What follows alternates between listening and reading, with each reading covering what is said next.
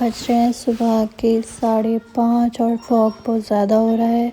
आज हम लोग को निकलना है, ट्रेन है हमारी 7 बजे की। अब अविकू को उठा के हम लोग फटाफट निकल गए। अविकू को मैंने रात को ही रेडी कर दिया था और सुला दिया था। रात मतलब 3 बजे तो ये सोई है, क्योंकि मुझे पता था सुबह अगर मैं इसको रेडी करूँगी तो ये बहुत ज़्यादा क्रैंकी हो जाएगी और फिर पूरा सफ़र ऐसे ही जाएगा। बच्चे के लिए ट्रेन में हो या गाड़ी में हो, अर्ली मॉर्निंग सफ़र करना बहुत ज़्यादा मुश्किल हो जाता है। इसीलिए मैं इसको नींद में उठा के बस ले जा रही हूँ कि ये परेशान ना हो। हम लोग निकल जाते हैं फिर स्टेशन की तरफ। फॉग बहुत ज़्यादा था। स्टेशन पहुँचने के बाद जैसे ही हम उतरते हैं तब अविकू की आँख खुल जाती है। अविकू फिर खुश होने लगती है कि वो कोई कहीं जा रही है बाहर। बहुत सारी गाड़ियाँ, लाइट देख के उसको बहुत मज़ा आ रहा था, पर ठंड बहुत ज़्यादा थी। हम लोग गलत गेट से घुस गए थे तो एस्केलेटर भी वर्क नहीं कर रहे थे, तो हम लोग स्टेज से गए थे ऊपर। जैसे तैसे हम प्लेटफॉर्म नंबर 1 पे पहुंचते हैं, जहाँ पे हमारी ट्रेन आने वाली होती है। ट्रेन का टिप्पा भी हमारा ईसी था, तो हमको बहुत ज़्यादा चल के आगे तक आना पड़ा था और मेरी तो हालत ही ख़राब हो गई थी अविका को गोदी में उठा के चलने में। 6:55 की हमारी ट्रेन थी और वो भी आ गई थी। फॉग बहुत ज़्यादा था और ठंड भी बहुत ज़्यादा हो रही थी। ट्रेन आने के बाद अविकू तो बहुत ज़्यादा खुश हो गई थी और बहुत ज़्यादा एक्साइटेड थी।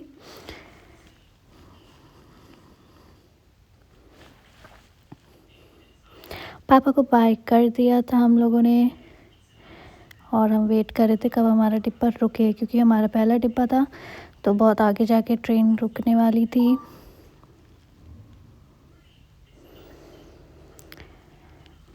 फिर हमारा डिब्बा आ गया था और हम अपने डिब्बे में बैठ गए थे। सर्व हो गई थी हमको वेलकम टी और अभी को बिस्किट और अपना कार्टून देखना स्टार्ट कर चुकी थी। हमारी ट्रेन चलने भी लग गई थी। अभी को ने अपना पूरी जर्नी कार्टून देखते देखते निकाला। नींद तो आ रही थी बट उसको गर्मी लग रही थी, बिकॉज़ बाहर के एटमॉस्फेयर के हिसाब से उसने ज़्यादा कपड़े पहन रखे थे और अंदर एसी चल रहा था, मतलब हीटर चल रहा था, तो इसके कपड़े बहुत ज़्यादा हैवी हो रहे थे। हमारी ट्रेन मुरादाबाद पहुंच गई थी, जो कि एक मेजर स्टॉप है शताब्दी का। शताब्दी हर जगह नहीं रुकती है, तो यहाँ पे ट्रेन हमारी का 5 मिनट के लिए हमारा हॉल्ट था। दैन हमारी जर्नी ऑलमोस्ट ओवर ही होने वाली थी। अविकू को जो वेलकम फ्लावर्स मिले थे वो भी उसने तोड़ तोड़ के गिरा रहे थे, बट मैंने कुछ कहा नहीं क्योंकि वो खुश हो रही थी और मुझे बस ये था कि जैसे तैसे हम लोगों की जर्नी कंप्लीट हो जाए। बिकॉज़ अगर ये कहीं रोने लग गई और क्रैंकी हो गई तो सारे पैसेंजर्स भी परेशान होने लगेंगे। दैन हम पहुंच जाते हैं रुद्रपुर स्टेशन और यहाँ उसके नाना नानी अविकू को पिक करने आते हैं। अविकू पहचान तो गई थी कि नानी है, क्योंकि बहुत कम मिल पाते हैं तो बच्चा भी भूल जाता है, बट ये पहचान रही थी। बस गोदी नहीं जा रही थी, दूर से ही खेल रही थी। दैन हमने अपना सामान उठाया, गाड़ी की तरफ चल दिए। यहाँ आके हम लोग नानू का वेट कर रहे थे क्योंकि वो पीछे हल्के हल्के आ रहे थे। दैन हम लोग बैठ जाते हैं कार में। नानू इसको सैनिटाइज़र ऑफर करते हैं, बट अभी भी ये शर्मा रही होती है और नो नो करती है कि मुझे नहीं चाहिए अभी सैनिटाइज़र। दैन सीट बेल्ट लगा के हम लोग निकल जाते हैं घर की तरफ। घर का रास्ता वैसे तो हमारा घर पास ही है स्टेशन से, बट इतना पास भी नहीं है। हम लोग निकल जाते हैं, हाईवे चढ़ चुके होते हैं। चलती गाड़ी में और थोड़ी धूप लगने लगती है तो अविकू को नींद आ जाती है एंड देन अविकू गाड़ी में ही एक नैप ले लेती है। देन हम लोग पहुंच जाते हैं अपनी सोसाइटी में जहाँ पे हम लोग रहते हैं। मतलब अविकू के नानू और दादू दोनों का घर एक ही सोसाइटी में और एक ही गली के आगे पीछे है। देन हम पहुंच जाते हैं अपनी सोसाइटी में, जहाँ अविकू नेक्स्ट 10 डेज़ रहने वाली है। इसके बाद हम लोग अंदर गली में घुस जाते हैं एंड देन हम जा रहे हैं अपने घर की तरफ। घर में जाने के बाद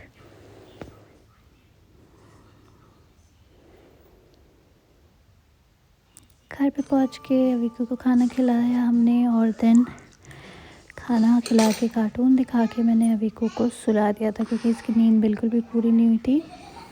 तो सोने के बाद शाम को जब ये उठती है 5-6 बजे तो इसके भैया आ जाते हैं, जो कि इसकी बुआ दादी के यहीं रहती हैं, मैंने पहले भी बताया था। तो ये उन्हीं का बेटा है और ये यहाँ आ जा के आता है इसके साथ खेलने के लिए। इसके साथ को देख के बहुत ज़्यादा एक्साइटेड हो जाती है, बहुत ज़्यादा खुश होती है। और ये इसका अपनी खुशी शो करने का ही तरीका है, बार बार कूद कूद के जो खुशी शो कर रही है।